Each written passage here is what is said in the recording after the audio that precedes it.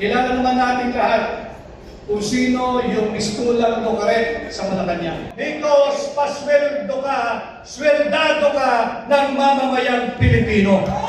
Kung ayaw mong mapuna at tunahin, lumipat ka sa pribado. Subalit hanggang ikaw ay empleyado ng gobyerno, may pananagutan ka sa ordinaryong Pilipino. In this afternoon's event, I am tasked to share my views of our national situation at this critical juncture of our republic. Lahat tayo ay mulat sa nagaganap sa ating bansa. But just the same, pag-usapan muna natin ang ating ekonomiya. Under Bongbong Marcos Jr., our country has sunk and the economy has taken a serious and solid hit due to massive corruption and looting of people's money, looting of public funds. These are not my words. I'm just re-echoing the words of no less than his fellow leader, the President of South Korea, President Lee Jae-myung. This was his word when he justified his decision, his government's decision to withdraw that 28.8 billion pesos loan granted to the Philippines. Binawi niya ang pautang na yan dahil sa massive corruption at looting of public funds na nagaganap sa ilalim ng administrasyon ni Bongbong Marcos Jr.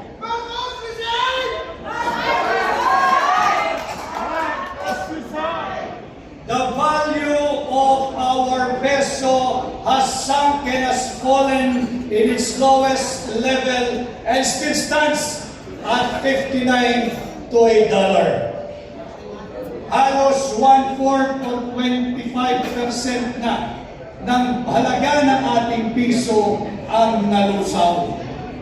Parang kailan lamang noong taong 2022, nasa 55 pesos pa ang palitan ng piso kontra dolyar. Matapos lamang ang 3 taon ni Bongbong Marcos, nasa 59 pesos na ang halaga ng palitan ng piso kontra dolyar. Ang ating third quarter GDP is at a miserable 4%, the slowest growth in over 4 years, below market expectations and even the government's target range. Sinabi nga ng direktor ng Ateneo Center for Research and Development na si Ginoong Sir Percival K. Peña Reyes, and I quote, "Because investors' confidence has been shaken. Foreign investors are pulling back.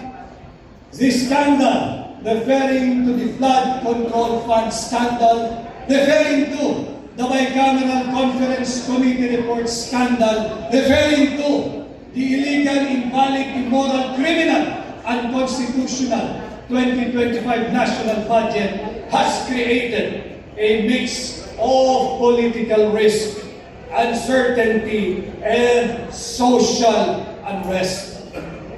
It threatens investment grade rating and undermines our medium-term fiscal framework. Ang GDP, mga kasama, ay ang bilang ng produkto at serbisyong nanalilikha ng isang ekonomiya.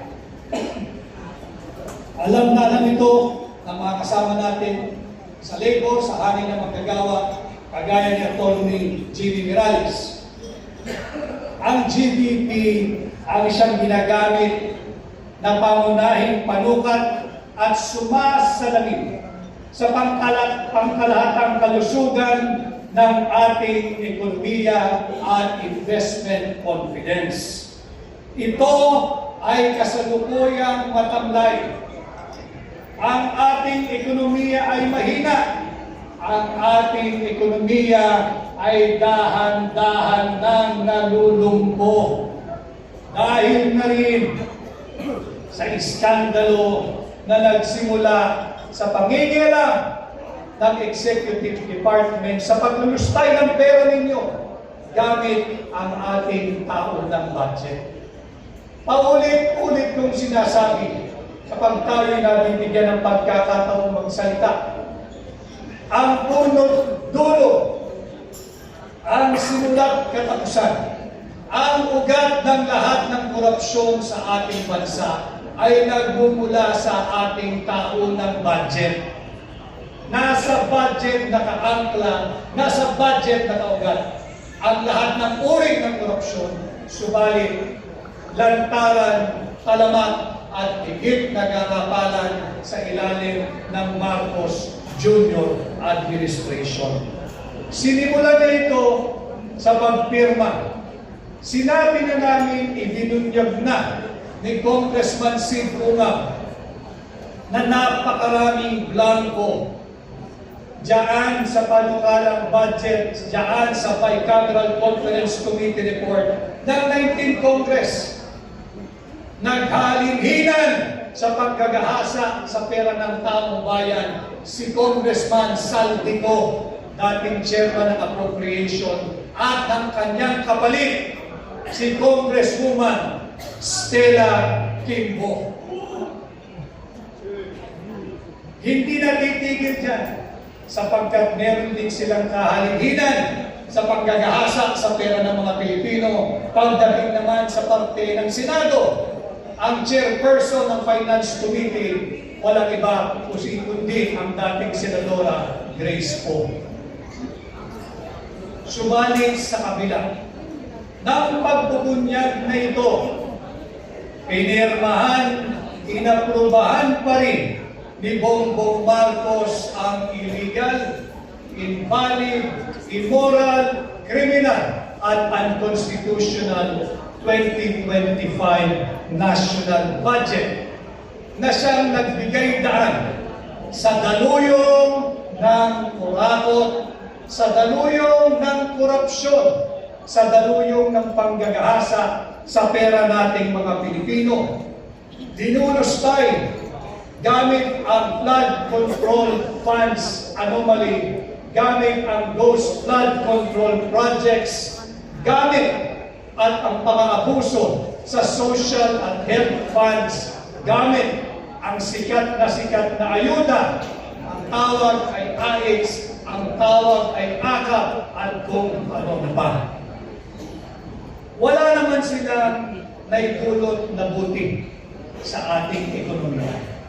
Ito yung ginagawang pambubudol na justification ng Marcos Jr. Administration.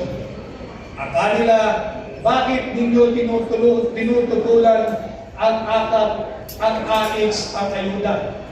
Ito'y ayuda ibinibigay sa ordinaryong tao upang humigit ang pag-ikot ng ating ekonomiya. Buti sana kung gano'n ang naganap. Subalit, gaya ng aking sinasabi, ang pagkakaunawa pala nila sa AKAP ay ang kakapal ng aming pitaka at binulsalan ang perang dulot ng ayuda. Ang ating approved foreign direct investments, ito ay bagsak na rin sa halos 50% dahil pa rin sa iskandalo na kinakasakutan mismo ng Pangulo ng Republika ng Pilipinas, mismo ni Bongbong Marcos.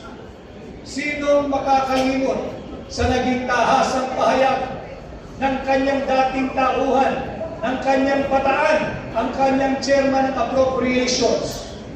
25 billion pesos ay kanyang inihatid at ibinigay kay Bongbong Marcos. Bukod pa riyan, ang 100 billion pesos na insertion ng tanggapan ng Pangulo. hindi tama ang paggamit sa pondo nating mga Pilipino. Kaya hindi nakakagulat kung bakit patablay,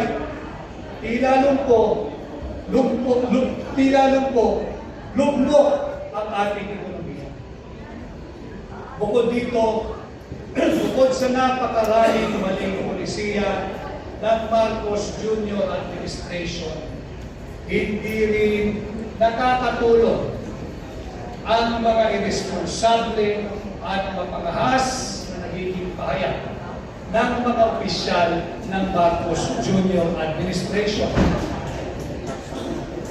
Banggitin mo natin yung naging pahayag mismo ng hepe ng Sandatahang Lakas ng Republika ng Pilipinas. Sila raw ay kasalukuyang naghahanda. Sinasanay ang kanilang hanay para sa isang digmaan. At ang kanyang strategiya ay tumagal lamang ang puwersa nating mga Pilipino ng 30 araw dahil bago dumating ang 30 araw, darating na ang saklolo, ang reinforcement, ang ayuda galing sa banyagang puwersa. Yan ang kanyang estratehiya. Hold the line and preserve the troops. Wala siyang estratehiya na talunin kung sino man ang gusto niyang digmain. Ang kanya, huwag na maubos ang ating mga sundalo at patagalin lamang ng 30 araw in the hope na may darating na tulong mula sa mga banyagang puwersa. Hindi rin nakakatulong yung pagbubukas ng bibig. Kilala naman natin lahat kung sino yung mistulang Ducaret sa Malacanang. And we have all the right to call her out because pasweldo ka, sweldado ka ng mamamayang Pilipino.